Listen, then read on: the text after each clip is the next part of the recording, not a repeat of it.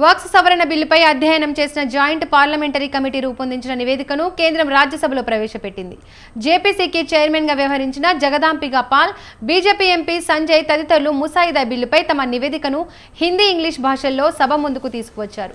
బిల్లుపై నివేదికను రాజ్యసభ ఎంపీ మేధా కులకర్ని సభలో ప్రవేశపెట్టారు. ఈ సందర్భంగా సభలో కాస్త గందరగోళం జరిగింది. You have been here enough. Do you want me to take ultimate action? Take your seat. You are forcing me.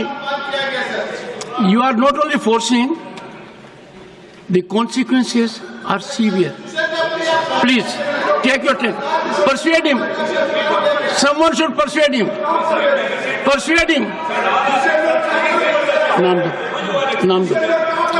I get your point. I hereby name, I am about to name both of you. I think good sense should prevail. Listen to leader of the opposition.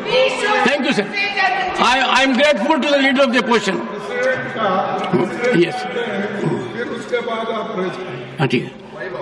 I have to inform members. నివేదికపై విపక్ష పార్టీలకు చెందిన ఎంపీలు నిరసనకు దిగారు. తాము సమర్పించిన అసమ్మతి నోట్ను తొలగించారని ఆరోపించారు. సభలో పెద్ద ఎత్తున నినాదాలు చేశారు. దీంతో సభను చైర్మన్ జగదీప్ ధన్కడ్ 20 నిమిషాల పాటు వాయిదా వేశారు. అనంతర సభ కార్యకలాపాలు ప్రారంభమైన విపక్షాలు తమ నిరసనను కొనసాగించాయి. విపక్షాల నిరసన మధ్య ఈ నివేదికను రాజ్యసభ ఆమోదం తెలిపింది.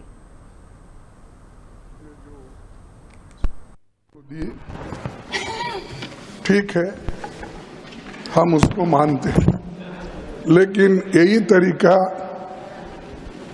अगर उधर वाले भी मान गए तो मैं समझता हूं नड्डा साहब अपने मेंबर्स को बड़े कंट्रोल में रखे हैं।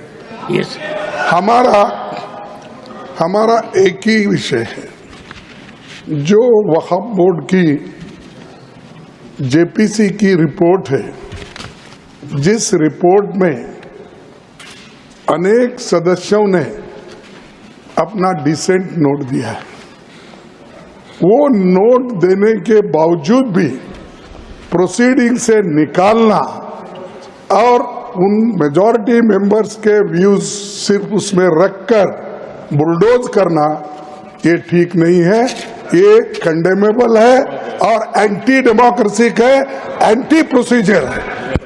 और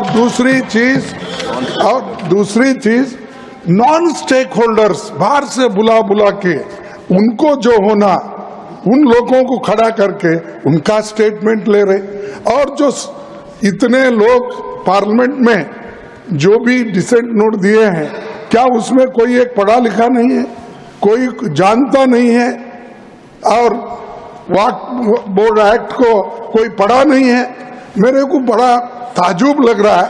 अरे आपको अगर कुछ करना भी है तो आप डिसेंट नोट के व्यूज को प्रिंट करके या अपने रिपोर्ट में डाल के बोलना चाहिए, उसके बजाय उसको डिलीट करके अगर कोई रिपोर्ट होती है मैं उसको कंडेम करता हूं, और ऐसे फर्जी रिपोर्ट को हम कभी नहीं मानेंगे, सदन कभी नहीं मानेगा।